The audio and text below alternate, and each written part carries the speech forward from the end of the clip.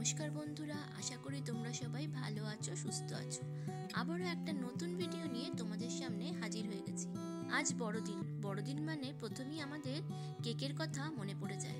তাই আজকে আমিও বাড়িতে বানিয়ে ফেলেছি কেক। চলো তোমাদের সঙ্গে আজকে আমি এই কেকের রেসিপিটাই শেয়ার করব। কেকটা বানানোর প্রধান নিয়ম হলো ঠিকঠাক মতন মেজারমেন্ট কিন্তু কেক বানানোর সময় খুব দরকার। একটু এদিক থেকে ওদিক হয়ে গেলে কিন্তু কেকটা ভালো হবে না।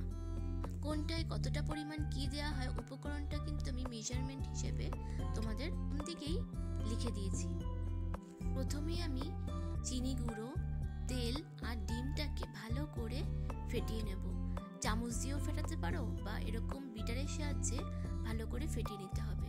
দেখবে ফেটাতে একদম সাদা রঙের কালারটা কতটা চেঞ্জ হয়ে গেছে, একদম সাদা রঙের হয়ে গেছে। এবার আমি এর মধ্যে ময়দা, বেকিং পাউডার আর বেকিং সোডা দিয়ে দেব। বেকিং পাউডার আর বেকিং সোডা দেওয়ার পর আমি চালনিতে চেলে নেব করে কেকের মিশ্রণটা অনেকটাই স্মুথ হয়।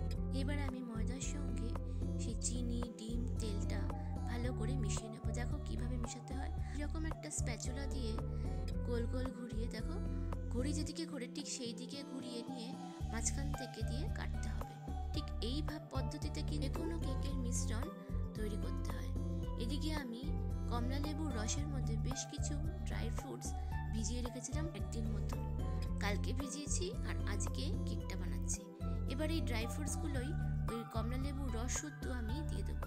তোমরা তোমাদের ইচ্ছা অনুযায়ী ড্রাই ফ্রুটস কিন্তু এর সঙ্গে মিশাতে পারো। ড্রাই ফ্রুটসগুলো দেওয়ার পরে আরও কেকের ব্যাটারের সাথে ভালো করে মিশিয়ে দিতে হবে। দেখো কেকের ব্যাটারটা কিন্তু এখনও ঘন আছে। এর জন্য আমি দেব হাফ কাপের থেকে একটু কম পরিমাণ দুধটা আমি একবারেই দেব না, অল্প অল্প করে দিয়ে নাড়তে থাকবো। এর ব্যাটারটা কিন্তু হালকা হাতেই একই পদ্ধতিতে নাড়তে হবে। দেখো এখনও কিন্তু কেকের ব্যাটারটা পুরোপুরি তৈরি হয়নি। বাকি দুধটাও আমি এর মধ্যে দিয়ে দেবো। এবার এর মধ্যে দিয়ে দেবো ভ্যানিলা এসেন্স, দেবো বেশ কিছুটা পরিমাণে দারুচিনি গুঁড়ো, কারণ এই দারুচিনি গুঁড়োই কিন্তু ক্রিসমাস কেকের ফ্লেভারটা নিয়ে আসে। দেখো কেকের ব্যাটারটা কিন্তু এবার তৈরি হয়ে গেছে। যখনই দেখবে এরকম ফিতে ফিতে মতন পড়ছে, তখনই বুঝতে হবে তোমার কেক বানানোর জন্য ব্যাটার কিন্তু একদম রেডি। এবার কেক টিনের মধ্যে নিচে বাটার পেপার দিয়ে কেকের ব্যাটারটা দিয়ে দিতে হবে। আর কেকের ব্যাটারটা দেওয়ার পর কিন্তু অবশ্যই কেকের প্যানটাকে মানে যে পাত্রে রাখা হবে সেটা একটু মাটিতে মেরে বাড়ি দিয়ে নিতে হবে, যাতে ভেতরে থাকা বাবলসগুলো বেরিয়ে যেতে পারে। এখানে কেকটা মাইক্রোওয়েভে করেছি। তোমরা চাইলে একই পদ্ধতিতে প্রেসার কুকারের মধ্যে নিচে একটা স্ট্যান্ড দিয়ে তার উপর কেকের পাত্রটা বসিয়ে দিয়ে একটা চাটুর মধ্যে প্রেসার কুকারটা বসিয়ে দিতে পারো। আর প্রেসার কুকারটা বসিয়ে দেওয়ার সময় অবশ্যই গাস্কেট আর প্রেসার কুকারের সিটিটা খুলে 45 মিনিটসের জন্য একদম কম আঁচে বসিয়ে দিতে হবে।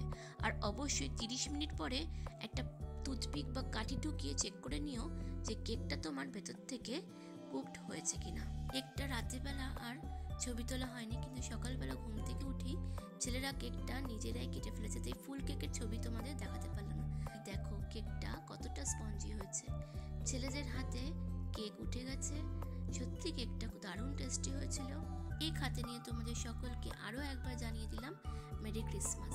তাহলে আর দোকান থেকে কিনে খাবে কেন বন্ধুরা, বাড়িতেই এইভাবে ক্রিসমাস কেক বানিয়ে ফেলো। আর কেমন লাগলো অবশ্যই জানিও কিন্তু। টাটা।